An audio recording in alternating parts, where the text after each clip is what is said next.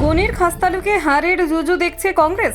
মান বাঁচাতে মালদহে জোড়া আসনের প্রার্থী দলবদলু মৌসুম। গনির খাস্তালুকে জোড়াবাজি, সুজাপুর মালতীপুরে একসঙ্গে মৌসুম। হার ভিত্তিতেই কি এই ডাবল শট? দুই আসনে কিভাবে প্রার্থী দলবদলু মৌসুম? মান বাঁচাতে মাস্টার স্ট্রোক নাকি আত্মবিশ্বাসে ঘাটতি? মালদহে কংগ্রেসে বিরাট চমক, এক কেন্দ্রে সংশয়, তাই দুই আসনে নাম। মৌসুমকে ঘিরে তুমুল জল্পনা, গনি দুর্গে কাঁপুনি। জোড়া আসনে লড়ে জয় নিশ্চিত করতে চাইছে কংগ্রেস। দিল্লির সিগন্যালের অপেক্ষা, সুজাপুর মালতীপুরে মৌসুমের ডাবল এন্ট্রি। দেখুন, মালদহের রাজনীতিতে নতুন করে চর্চার কেন্দ্রে উঠে এসেছেন মৌসুম বেনজির-নূর।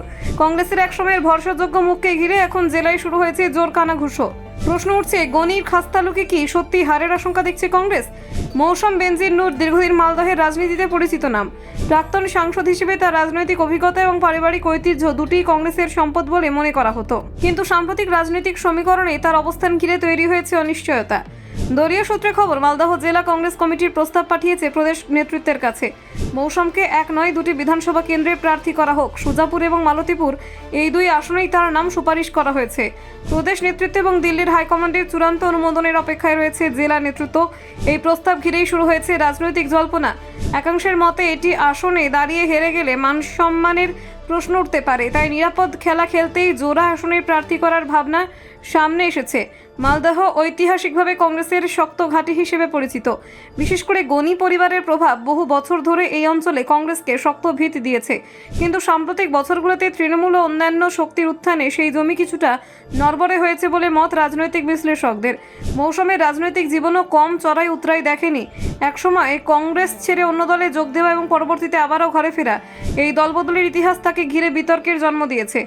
বিরোধীরা ইতিমধ্যেই তাকে দলবদলু তকমা দিয়ে কটাক্ষ করতে শুরু করেছেন। কংগ্রেসের অন্তরেও এই নিয়ে দ্বিমত রয়েছে। একাংশ মনে করছে মৌসুমের পরিচিতি ও ব্যক্তিগত জনসংযোগ এখন মালদহে কার্যকর। অন্যদিকে কেউ মনে করছেন দলবদলের ইমেজ ভোটের বাক্সে প্রভাব ফেলতে পারে। সুজাপুর ও মালতীপুর দুই কেন্দ্রে রাজনৈতিকভাবে গুরুত্বপূর্ণ। একটিতে সংখ্যালঘু ভোটারদের প্রভাব বেশি, অন্যটিতে রয়েছে গ্রামীণ এবং কৃষিভিত্তিক ভোট ব্যাংক। এই দুই ভিন্ন সমীকরণে এক প্রার্থীকে নামানো কৌশলগত ঝুঁকিও তৈরি করতে পারে।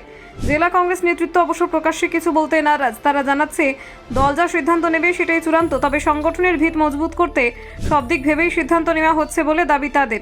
প্রদেশ কংগ্রেসের একাংশ মনে করছে মৌসুমের নাম এখনো ভোটারদের কাছে পরিচিত এবং গ্রহণযোগ্য। নির্বাচনে লড়াইয়ে মুখ হিসেবে তাকে সামনে রাখলে কর্মীদের মধ্যে উৎসাহ বাড়তে পারে, বিশেষ করে যখন সংগঠনকে পুনরুজ্জীবিত করার চ্যালেঞ্জ রয়েছে। অন্যদিকে রাজনৈতিক মহলের একাংশের মতে জোড়া আসনে প্রার্থী করা হলে তা হারের আশঙ্কার ইঙ্গিত হিসেবেই দেখা হতে পারে। এতে বিরোধীরা প্রচারে সুবিধা পেতে পারে, ফলে কৌশল বুমেরাং হওয়ার সম্ভাবনা উড়িয়ে দেওয়া যাচ্ছে না। মালদহে আসন্ন নির্বাচনী লড়াই যে সহজ হবে না তা স্পষ্ট। তৃণমূল ইতিমধ্যেই সংগঠনকে চাঙ্গা করতে মাঠে নেমেছে। অন্য দলগুলিও প্রার্থী বাছাই ও প্রচার কৌশল নিয়ে সক্রিয়। Bureau report, news prime Times.